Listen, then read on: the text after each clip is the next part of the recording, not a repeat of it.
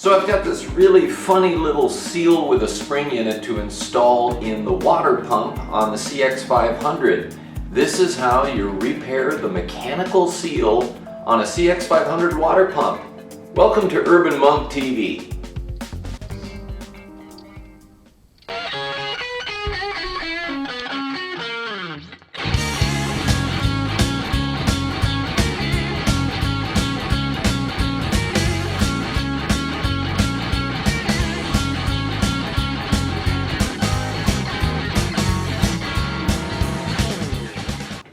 Okay, in all honesty, I have already dove into this project and learned a thing or two along the way that made me stop, back up, and go a different direction. So, let's get into it. But in short, the mechanical seal on the water pump for the CX500 came in two different sizes.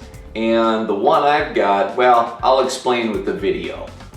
So on the, I'll say outside of the engine with the cover off of the water pump, this is what you see. The impeller, is normally sitting here spinning, and this is one, I'll call it one half of the mechanical seal. This is the old one. When I have the spring in place on the old one, it looks like this. So this is probably what you're going to see as you disassemble your water pump. When you pull this impeller off the first time, ta-da, that's what you'll see. But you can take that old spring and that piece out. This is, again, the old one. We're getting rid of that. On the inside of the impeller, we will, you'll find this two-piece. It's got this white plastic. I don't think it's actually plastic. It doesn't matter what it is. And then this rubber seal. So take these are all old parts. They're junk, getting rid of them. I'm going to clean up in here as my first step. And for jobs like this, I just like to use a little Scotch-Brite. Don't go crazy with Scotch-Brite because it actually will remove some metal, but on a part like this, negligible. It'll never make a difference. And then to install this rubber seal piece into the impeller, I like to lubricate it with just a little bit of dish soap. Dish soap is very slippery because of the surfactants in it at first, but then when it dries almost like a glue.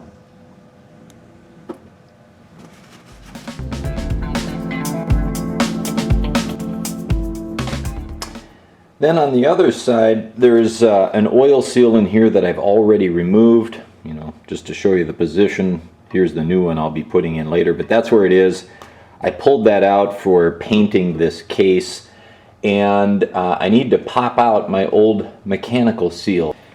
And then I'm going to use my vise. I'm just going to put down a piece of cardboard to protect the water pump surface on the back side here.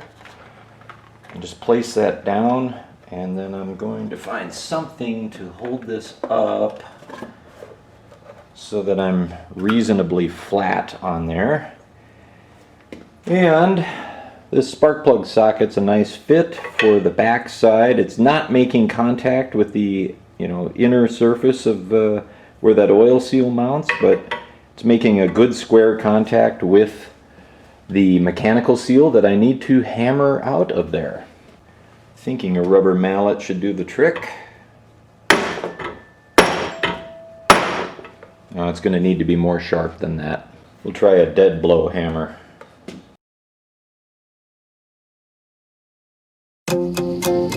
If you like motorcycles, custom builds, or just like a good story about a man's 3-year effort to build a tribute to his childhood teacher, get a copy of Creating Mr. Corton.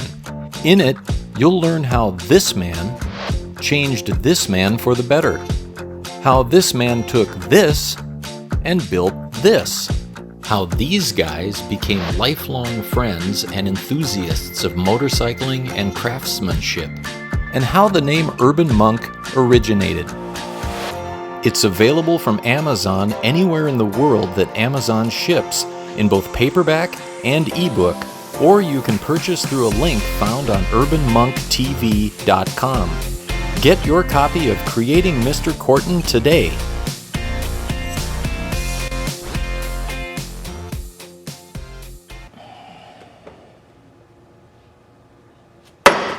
Yeah, it's much better.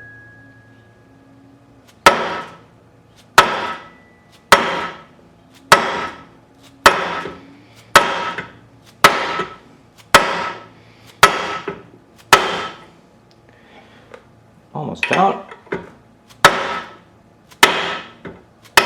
There we go.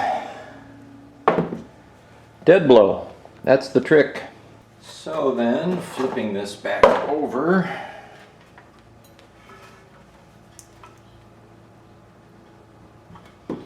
I have a seal. It is now out. And then I just want to clean up this surface in here. It's not going to take much. I'll use Scotch-Brite again for that. And I'm going to try to use a technique that I used repairing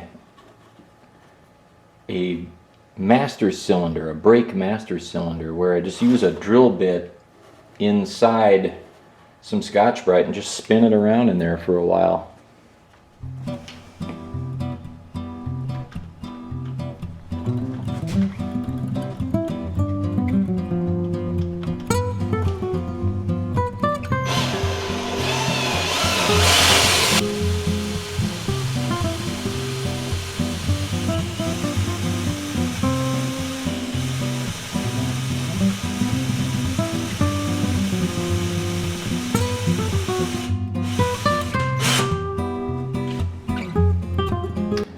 It's better. Where the mechanical seal meets, it's excellent. Back where the oil seal meets, there has been some water damage to the metal in there. It's not so bad that I don't think we'll get a good seal with the new oil seal, but you know, it's improved. Okay, so after getting this cleaned out, I've measured the inside diameter of my hole, and I've got 27.7 millimeters. That is the smaller mechanical seal. There were two different types of mechanical seals used on this. The newer ones, you need a hole in here 28.3 millimeters. So the options are to either reuse the outside seal portion from the smaller one, because you can't buy these anymore, or take the guts from the new mechanical seal, put it inside. Guts, what a term, huh? Okay, you know what I mean though. And fit it in, or you need to hone this out larger. I'm going to opt, because this is in such good condition, to use the inside of the new one in the old you know, seal ring, because it's just a piece of metal. It's no big deal. But you do want to be careful that you line these little guys up with that mark inside of the spring mechanism, so that the spring, so that the spring operates properly. And then the other thing I'm going to do is put a little, you know, on the back side of this, not here, but on the inside where this meets, I'm going to put a little silicone sealant down in there, just the tiniest bit, and essentially glue this thing in there. I do want to mention an alternative, which is to hone this out to 28.3, as I mentioned. A lot of guys online are using a little flap disc like this and going in there and spinning that. If you go this route, you know, really best to have a machine shop do that so that they can absolutely center that. You don't want a hole that's not perfectly round, and the odds of getting one that's not perfectly round, it goes up with this kind of method. Again, I'm going to use the old part and replace the inside parts to it. So I'm going to install this back into the engine, because that's the right sized one. Let's find a socket that fits.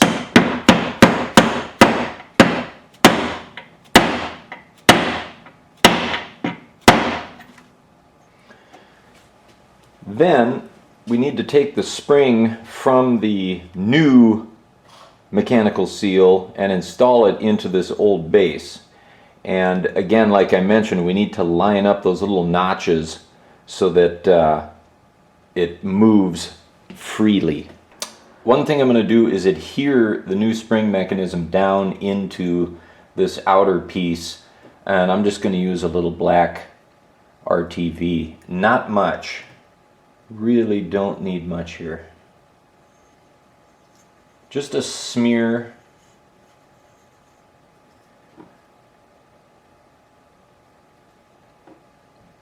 Just to ensure that that indeed stays put, doesn't rotate, and you know, always stays lined up with these two indentations on the center piece.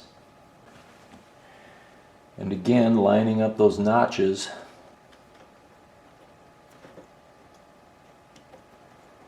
Get this installed. Perfect. So with the new piece inserted into the impeller and the new spring and its sealing part, which is really just a hard like nylon rubber, installed and moving freely, we've essentially finished installing the mechanical seal for now. But let's put the oil seal in on the other side. Now on this oil seal, you got two sides here obviously. With a seal like this would be considered out and this would be considered in. I hope that makes sense. Essentially, whatever side the oil is on and you don't want that oil to leak out, then this would be the side that goes toward the oil. And this is the side, you know, outside the oiled area, for lack of a better way to put it. So when you consider this engine case and that mechanical seal, essentially what you have here is the mechanical seal has the water on the other side of it, and you don't want that water coming through to here.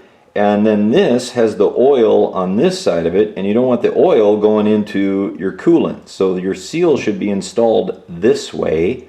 And in between these two is, I don't know if you can see it, in between the two is a little weep hole where if your mechanical seal fails, coolant should slowly drip through that weep hole out to the outside of the case through there. Sorry, I went handheld here. And that weep hole is located right here and goes all the way to the inside between those two seals. So before I install that seal, I'm just going to put a little tiny bit of grease on the inside here. And remember, we cleaned that up a little bit with the Scotch-Brite. And then, if I measure the depth, it's about 10 millimeters deep. My seal is only a little under 6 millimeters deep, so if I go absolutely flush with the top of this, I should still have about 4 millimeters of space in between the two. And so I'm going to try to just start that with my hands and get it straight.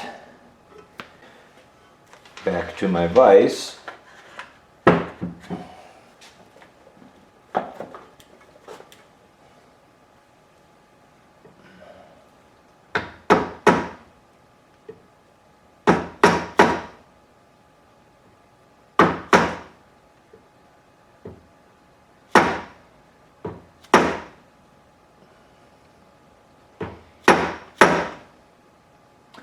Take your time with it. There's no hurry.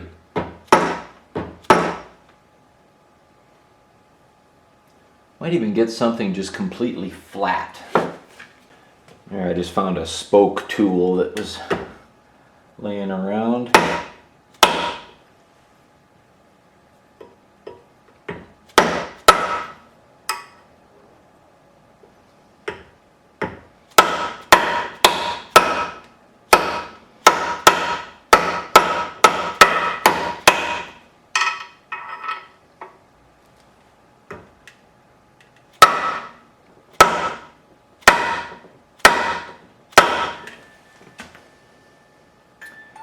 That's going to be good.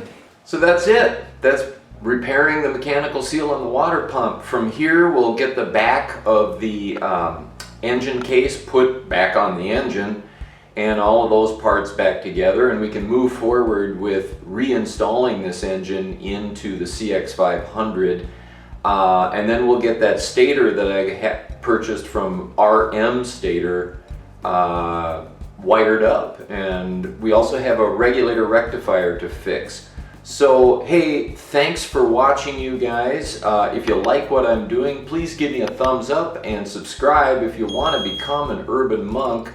And also grab a copy of Creating Mr. Corton. This is the book I wrote about building my GS550, about my inspiration from my middle school shop teacher, and you know, about how I got into motorcycling. And there's a bunch about my first CX500 when I was a 16-year-old boy in the book, so check it out. Hey guys, thanks for watching.